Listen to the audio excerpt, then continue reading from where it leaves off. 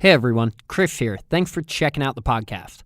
If you're enjoying it and learning something along with us, please consider becoming a supporting patron at patreon.com/ateacherhistory. Or you could leave a rating and review on iTunes. It would be a huge help.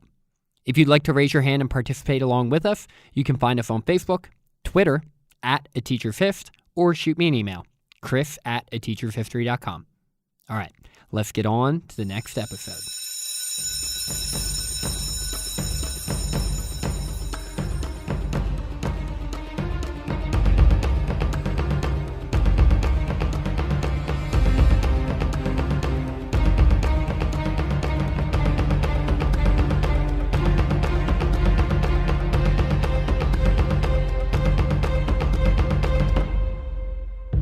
Hello. Welcome into A Teacher's History of the United States. Thanks so much for joining me again today. Did you know that when John Adams became president, he kept all of George Washington's cabinet and had early visions of even a presidential partnership with his vice president, Thomas Jefferson? And that almost immediately dreams of this bipartisan alliance fell apart, with Jefferson bidding Adams farewell as he headed back to Monticello, leaving him to fend for his own. And this was because while Adams tried to begin his presidency with these dreams of principled bipartisanship, he was soon reminded that he was to govern over an incredibly divided people, finding himself in the shadow of Washington without political allies or a devoted party. Did you know all of this? Maybe, maybe not. Get your notebooks out because today we will cover that and more in episode 87, the election of 1796. John Adams becomes president. All right, everyone, welcome into episode 87. Today we are going to be covering the election of 1796, the first quadrennial election in United States history in which George Washington is not going to be the unanimous winner. Before we get to it, a couple things real quick. A shout out to our newest patron, Tammy, who joined at the History Nerd level. She has been a listener for quite a long time. I remember her first reaching out to me about the podcast, almost coming up on 2 years ago. So longtime listener, new patron. Thank you, Tammy, for the support. We really appreciate it. In 2 weekends, so that would be the weekend of April 27th and 28th, I will be with Bill in St. Louis, and we will be visiting some historical sites, catching a Cardinals game, and we're probably going to go out for some pints on Saturday evening and some coffee on Sunday morning. So if you would like to meet up with us, please feel free to reach out. If you live in the St. Louis area, we would love to meet you and just chat about anything and everything. Next week, we will not have an episode. I'm going to have to take a week off. I was born and raised a Catholic, and this weekend is Easter weekend, and my family and I will be traveling out of town. And since I do almost all of my research and my writing, well, really whenever I can, but a bulk of it is done on the weekends, I won't be able to do that this weekend. But for you patrons, next week I will be dropping a Patreon episode that I'm just putting the finishing touches on, and that is based off of my book recommendation for today. So the book recommendation is Friends Divided, John Adams and Thomas Jefferson. It is by Gordon Wood, who is a well-renowned author of early American history, and it is an all-encompassing look at the quasi-friendship between John Adams and Thomas Jefferson, and the highs and the lows of it, and, it finished on a good note, so that's good. So next week, no episode in iTunes or wherever you get your podcast, but there will be a bonus Patreon episode at patreon.com/ateachershistory, and it is all about this quasi-friendship between Adams and Jefferson, and taking sort of a peek behind the curtain, so to speak. So if you would like to have access to that, you can go onto Patreon and sign up to be a patron, and you'll be able to check that out. If not, I will see you in 2 weeks. So let's dive into it. Last week, we introduced you to the second president of the United States, or, well, not really introduced you to him, right? We've been talking about him for months now, but at least provided some context around his current circumstances as the election of 1796 grew nearer for him. Today, we're going to take a look at that election, how Adams ended up winning the presidency, and how he adapted to being the first president of the United States not named George Washington. As I mentioned last week, John Adams and Thomas Jefferson were the two candidates representing their respective parties, the Federalist and the Democratic Republican, in what became the first two-party presidential election in U.S. history, with Jefferson representing the Democratic Republicans and Adams, of course, representing the Federalist. Both of these men remained at home and stayed out of the fray during the campaign season, allowing for their political allies to do their bidding for them. Unsurprisingly, Adams' critics brought up the same old issues, reminding everyone of his nickname, his rotundity, labeling him as a monarchist, with the Boston Chronicle, a paper from his own region, his own backyard, so to speak, claimed that if Adams were to be elected, quote, the principle of hereditary succession would be imposed on America to make way for John Quincy. Adams' critics believed Jefferson to be a man of the people, humble and down to earth. On top of this, he had only daughters, so, succession wouldn't really be a concern for anyone, because in the late 18th century, women running for president, wasn't really on the forefront of anyone's mind. But let's not pretend like the Federalists just sat back and took these punches without throwing counter-punches of their own. Jefferson's critics labeled him as a Jacobin and an atheist, amongst other things. Adams himself even admitted that the criticism towards TJ was pretty rough, telling his son John Quincy that, quote, poor Jefferson is tortured as much as your acquaintance. The men who were angling for the vice presidency were Aaron Burr for the Republicans and Thomas Pinckney for the Federalist. While the men did not run on a ticket like we have today, it was clear that Jefferson was the favorite in the Republican Party and Burr was second to him. Adams was the favorite in the Federalist and Pinckney second to him. Because remember, you could vote for two people at this time, any two people. Unsurprisingly, Hamilton was doing his behind-the-scenes dealings. He pushed hard for Thomas Pinckney, not only because he didn't want Thomas Jefferson to be president, right, or vice president. He was hoping that we could get two Federalists on the ticket, but he was also hoping that maybe his lobbying could actually push Pinckney past Adams into the presidency, because he knew that Pinckney likely would be a lot easier to manage and control than principled maverick John Adams would. After John and Abigail Adams found out that Hamilton personally was lobbying against him, they were furious. Now, keep in mind, they still don't really realize that Hamilton also did this 8 years earlier to try and keep Adams out of the vice presidency, but I digress. Abigail was so pissed off that she actually referred to him as Cassius, a not-so-loving nickname, considering Cassius was the man who led the plot to assassinate Julius Caesar. While at first John Adams doubted he was going to pull out a victory over Jefferson, warning Abigail not to get too excited. But as word got around that Adams was likely the favored man and expected to be president with Jefferson as his vice president, the tune changed very quickly. Many of the critics Adams took a beating from earlier in the campaign began to slowly change their tune and praise his independent thinking and his principles, with some even saying that he was preferable to George Washington. And I think this is because, although Adams was technically a Federalist, his knack for picking a fight with most people underscored that he was not going to be beholden to his party or influences of men like Alexander Hamilton. While these critics believed that is pretty much exactly what had begun to happen to Washington, especially later in his second term. Adams was pleased to see people begin to appreciate him for what he was, a brilliant and principled politician who was steadfastly not in favor of the party system that was developing in the United States. Heck, and when you think about it, it makes sense. If you ever have a political opponent elected from the opposing party, it sure is nice if they publicly declare that they don't actually want to fall in line with that party. I mean, that's like the perfect scenario. Heck, even One of Adams' most determined opponents in Congress, Representative William Giles, said, quote, "The old man will make a good president too." As Adams informed Jefferson that he, Thomas Jefferson, would likely be vice president, he advised him to accept the position, just as Abigail had done to John 8 years earlier.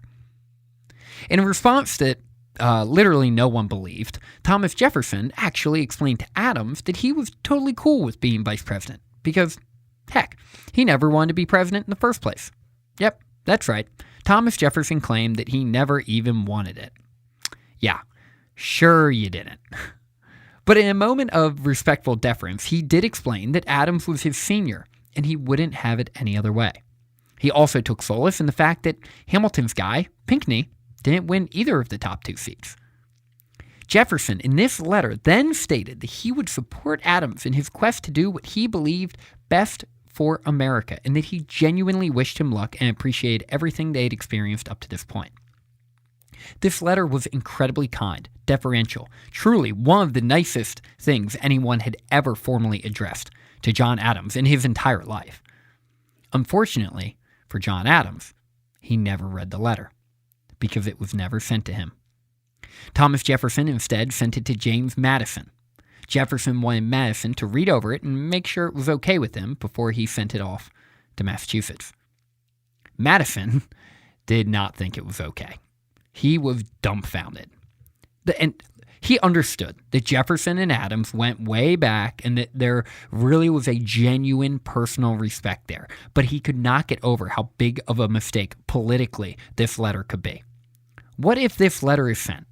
Thomas Jefferson's support is promised, and then Adams ends up being an abject failure. If he's a dumpster fire, Jefferson didn't want word to get around that Adams had his support. Madison recommended that he, James Madison, hang on to the letter, and that Jefferson work harder on separating politics from personal relationships, as it would only spell doom for the Democratic-Republican movement that they had been working for 8 years so hard to build momentum for. The crazy thing about this letter that was never sent, and something I've thought about a lot since I found out about this many years ago, is that I've always wondered just how much James Madison may have changed the course of history by hiding this letter. We all know John Adams, or at least you'll find out more so, was not always the most likable guy in the room, and that he was hard to get along with at times. But we also know that he desperately sought the respect and admiration of his rivals. He really was a sensitive guy in his heart of hearts, and there were very few people whom he professionally admired more than Thomas Jefferson. If he had received this direct and unbridled support by his largest political opponent, it may have changed the entire tenor of his administration, which we will find out only lasted for 1 term and was marred by controversy, with Adams feeling insecure about his place in American politics. But nonetheless, from a purely politically motivated standpoint, Madison probably made the correct decision, as it was Jefferson who walked into the White House 4 years later. So, with the votes officially being cast in the election of 1796, John Adams, president of the Senate, read them aloud, discovering, actually, like in real live time, that he had defeated Jefferson by only 3 votes, 71 to 68, with Pinckney putting up a really good showing, receiving 59, Aaron Burr 30, and Samuel Adams 11. Knowing that he had best begin to prepare for the presidency, John Adams decided to keep on Washington's cabinet. I mean, all of them, which I guess sort of made sense because the tradition of cabinet members resigning with the new election hadn't yet been established. All of these men were Federalists, so that made sense, with a couple of them, though, being considered high Federalist, which basically means a hardcore Federalist, which is something John Adams was not. These men looked up to Alexander Hamilton, and likely looked down physically and, conceptually, to John Adams. But even with this, Adams was willing to give them the benefit of the doubt. And just like he did with his cabinet, he also gave Thomas Jefferson a lot of the benefit of the doubt. He wrote confidently to his friends that Jefferson would do a great job in his role as vice president. When the two reconnected during this whole campaign and election season, after 3 years apart, it was refreshing for both of them. They were determined to maintain a cordial personal relationship, and Adams was enthused by the prospect of such a great and admired politician serving as his vice president. At least for a very short time, initially, John Adams was hoping that Thomas Jefferson could play a role in his presidency. He planned on doing everything he could to share some of the burden of the office with him, almost in like a quasi-partnership, just like Adams had wished George Washington had done with him. On March 4th, 1797, Adams was officially inaugurated into the presidency. With Jefferson and Washington flanking him, it must have been an incredible moment having these three revolutionary icons all standing together in the same room to celebrate the transition of authority from one man to another. And notably, Adams made sure that he did not have the fancy trappings that one might expect. He was humble and simple in his dress and his transportation. He gave an inaugural speech reinforcing his love for the Constitution, his hatred of political parties, and his desire to maintain peaceful diplomacy abroad. He mentioned that he ardently believed in the Republican model. He thanked George Washington for everything he had done, and he supported both American agriculture and manufacturing. But most importantly, Adams really wanted to hit home on the issue that he believed in wholeheartedly, and he wanted Congress to hear him talk about it, and that was foreign diplomacy. Adams stated that he had, quote, an inflexible determination to maintain peace with all nations. He wanted to make sure that everyone knew exactly where he stood on foreign war, and that he wanted no part of it.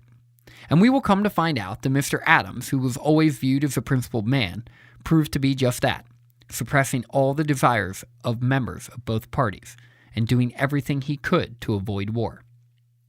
With the recent additions of Vermont, Tennessee, and Kentucky, John Adams was now President of the United States. 16 United States of America.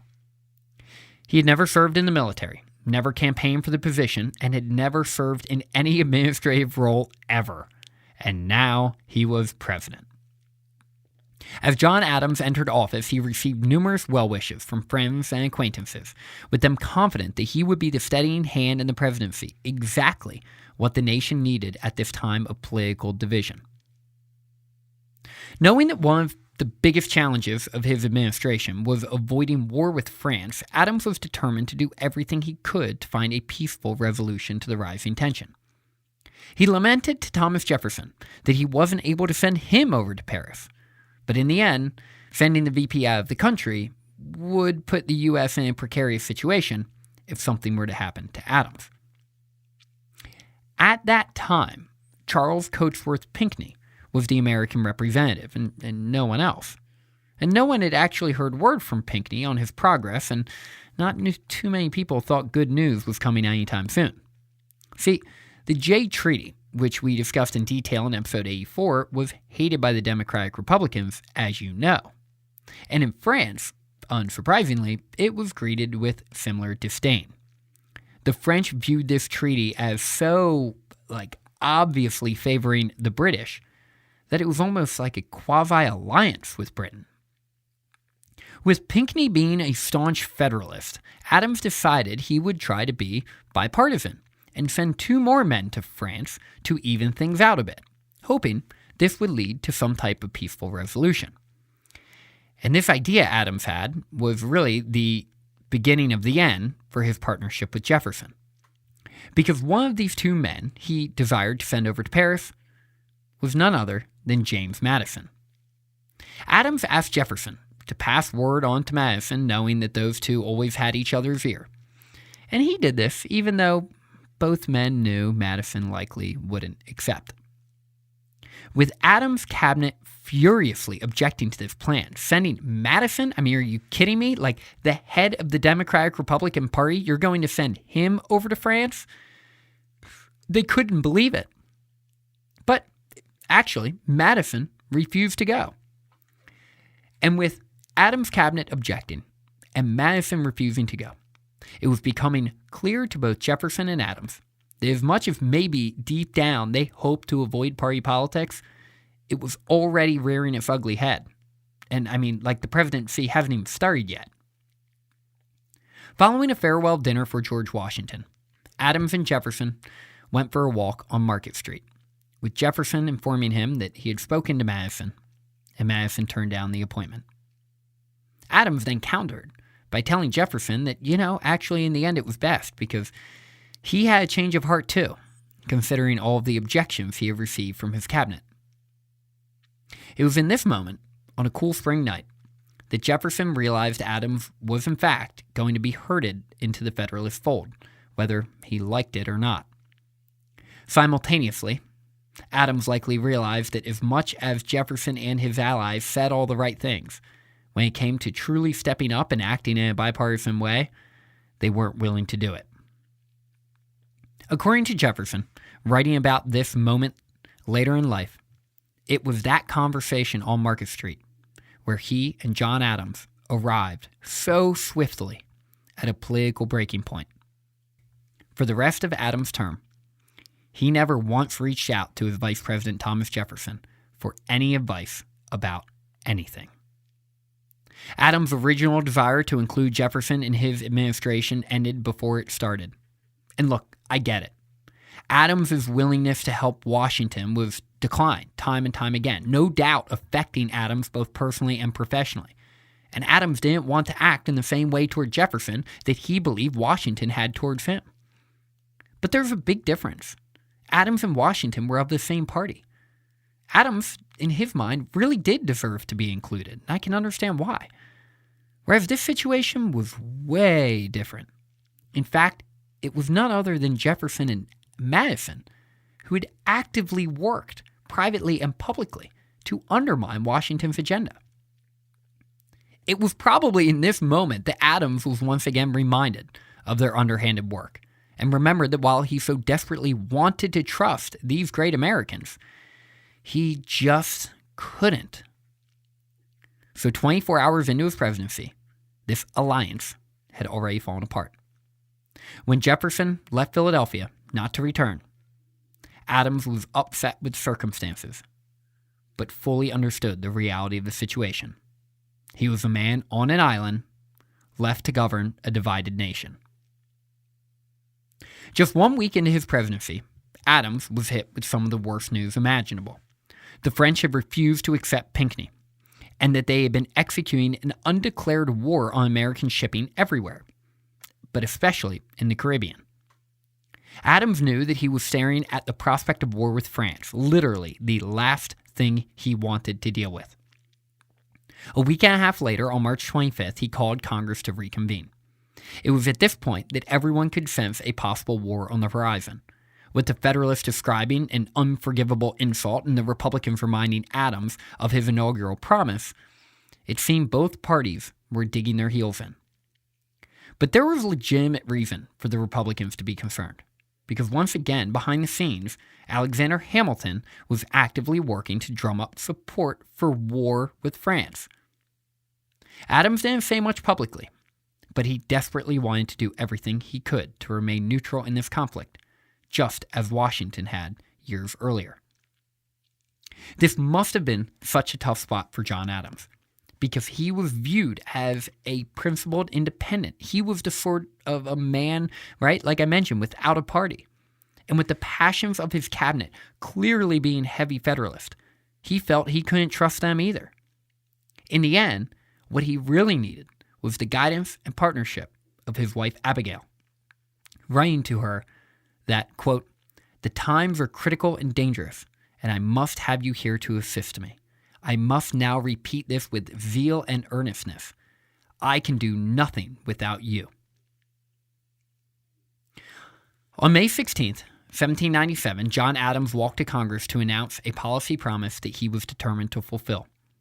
Adams called for a new attempt to find peace with France, while also calling for a buildup of American forces for defense, just in case. For a man who was not elected unanimously like Washington, and leading a clearly divided nation, this address was widely popular to the Federalists. But the Republicans, of course, saw the desire to build up defenses as a veiled threat, at war with France. As you pack up your things, I would like you to consider the challenge that John Adams faced in 1796. Having spent the last 25 years of his life patriotically fighting the American cause for liberty, freedom, and justice in the courtroom, Congress, and in foreign nations, he was now ready to take on the responsibility that he alone in American history had to bear, following George Washington.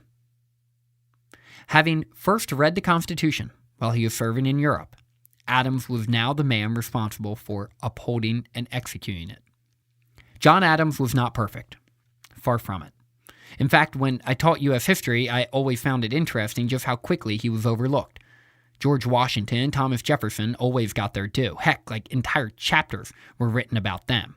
They even represented their own mini eras in American politics, and both of their faces are on a dollar bill. And this isn't to say that they didn't necessarily deserve it. That's not what I'm saying at all. What it is to say, though, is that John Adams, our second president of the United States, while maybe not the best politician nor the man with the most intellectual humility, was a great American who made a couple grave mistakes as president, forever tarnishing his legacy of a lifetime of servitude to our nation. The next couple episodes will dive into his presidency, look at the good choices he made along with the questionable ones, and try best to understand why he made them and what he thought he was accomplishing by doing so.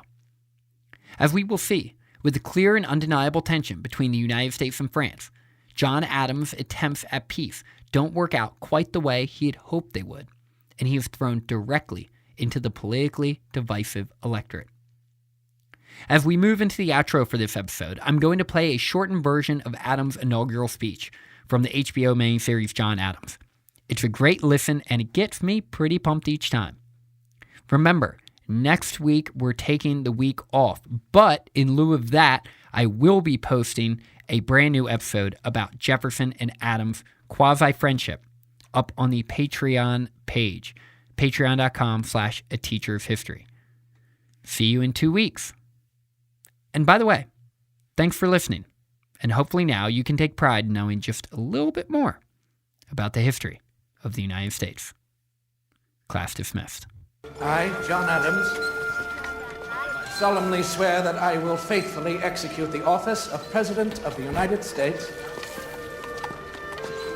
and will, to the best of my ability, preserve, protect, and defend the Constitution of the United States. So help me God.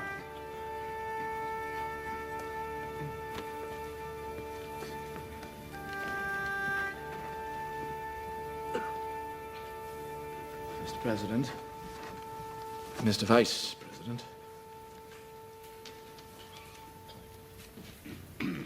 gentlemen of the Congress, employed in the service of my country abroad, I first saw the Constitution of the United States in a foreign country. I read it with great satisfaction as a result of good heads prompted by good hearts. As an experiment better suited to the genius, character, and situation of this country than any which had ever been suggested or proposed. What other form of government, indeed, can so well deserve our esteem and love? A government in which the executive, as well as all the other branches of the legislature, are exercised by citizens selected at regular periods by their neighbors to make and execute laws for the general good, is authority when it springs from accidents and institutions established in remote antiquity, more amiable or respectable than when it springs fresh from the hearts and judgments of an honest and enlightened people? For 8 years, we have been under the administration of a citizen who, through a long course of great actions, regulated by prudence, justice, temperance, and fortitude, merited the full gratitude of all his fellow citizens. May the name of Washington be a rampart, and the knowledge that he lives a bulwark against all open or secret enemies of his country's peace.